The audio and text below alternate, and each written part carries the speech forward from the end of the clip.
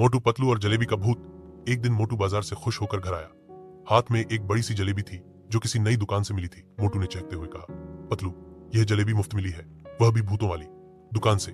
पतलू ने आश्चर्य से पूछा, भूतों वाली दुकान? तुम्हें कुछ भी सस्ता मिले तुम खा जाते हो। मोटू ने पूरी जलेबी खा ली। कुछ क्षण बाद अजीब आवाजें आने लगी, चीजें हिलने लगी और मोटू का पेट बोलने लगा। पतलू डर गया। मोटू, तुम्हारे अंदर कुछ आ गया है।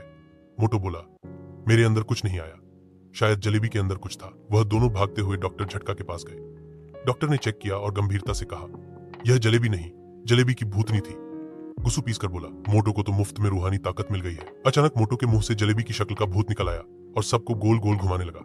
पतलू चिल्लाया, इस भूत का इलाज सिर्फ एक चीज है, कचौरी। तुरंत कचौरी लाई गई। जैसे ही मोटू ने कचौरी खाई, जलेबी का भूत चीख मारकर गायब हो गया। सबने सुकून का सांस लिया। मोटू ने कहा, पतलू, आज के बाद कुछ मुफ्त मिला तो तुम खाना। अंत, जब भी कोई चीज मुफ्त में मिले उससे पहले पूछ लेना कि उसमें जलेबी है या जलेबी का भूत। मोटू पतलू के दोस्त यहाँ पे सब्सक्राइब, लाइक और शेयर कर दें मज़ीद ऐसी वीडियो के लिए।